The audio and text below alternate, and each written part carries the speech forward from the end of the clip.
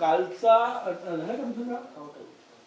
कालचा निकालाचा तुम्ही कसा अर्थ काढता आणि कोण ब्रँड ठरला आता महाराष्ट्राचा काय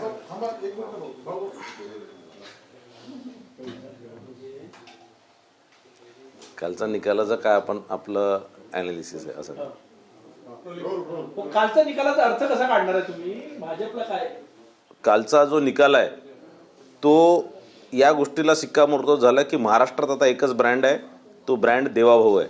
आणि काल ज्या प्रकारे संपूर्ण महाराष्ट्रातल्या जनतेने भारतीय जनता पार्टीला साथ दिला, महायुतीला साथ दिला, मला असं वाटतं आता कोणतेही दुसरं कोणी शिल्लक राहिले नाही.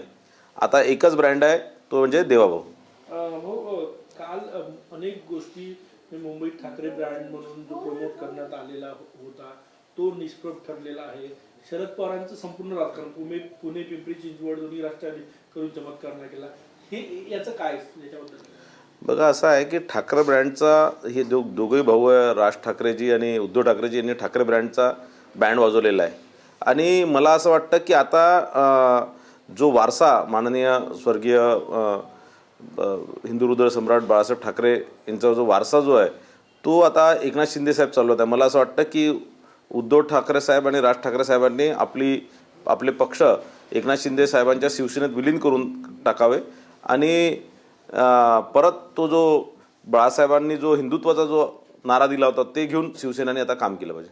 मुंबईचा महापौर हिंदू आणि मराठी होणार असं देवाभाऊ काले म्हटले, निवडणुकीच्या आधी म्हटले होते, त्याचे शोध सुरू आहे असं म्हणायचं. निश्चितच आता जे निवडून आले, कारण मोठ्या प्रमाणात सगळे आपले कार्यकर्ते निवडून आले, सगळे आता नगरसेवक झाले आहेत आणि त्यामध्ये कोण मुंबई शहराला पुढे घेऊन जाऊ शकतो, कोण एक ट्रान्सपरंट तिथे सरकार देऊ शकतो आणि कोण चांगलं काम करू शकतो त्यामध्ये निश्चितच निवड होणार.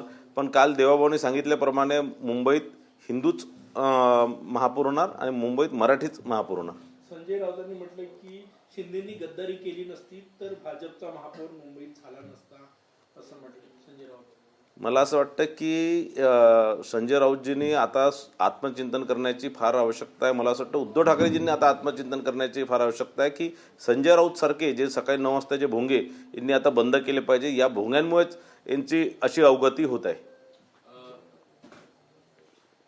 मुंबई महानगरपालिकेत सत्ता आली आपली आणि आज चांगल्याच्या अग्रलेखातून असं बोलण्यात आलेलं आहे की मुंबईचे आता अदानी स्थान होणार आहे, यावर काय बोलाल?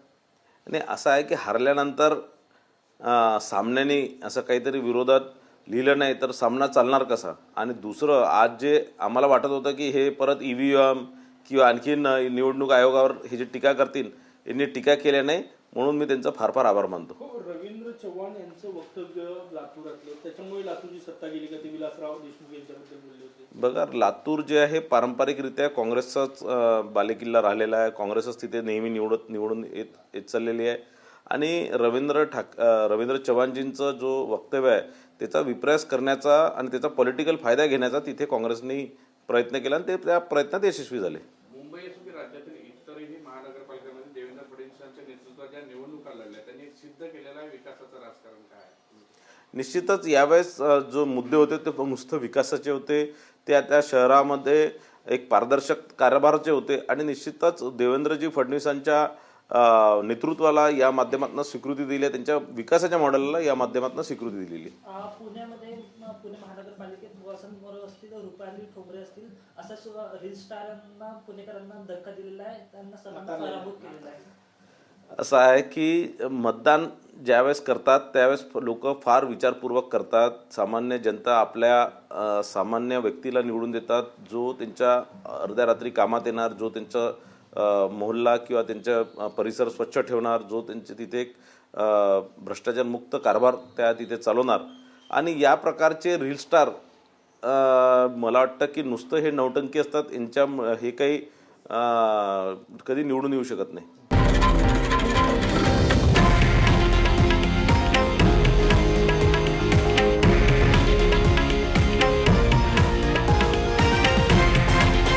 हे आहे देशातील नंबर 1 न्यूज नेटवर्क आणि आपण पाहत आहात TV9 मराठी, एकमेव.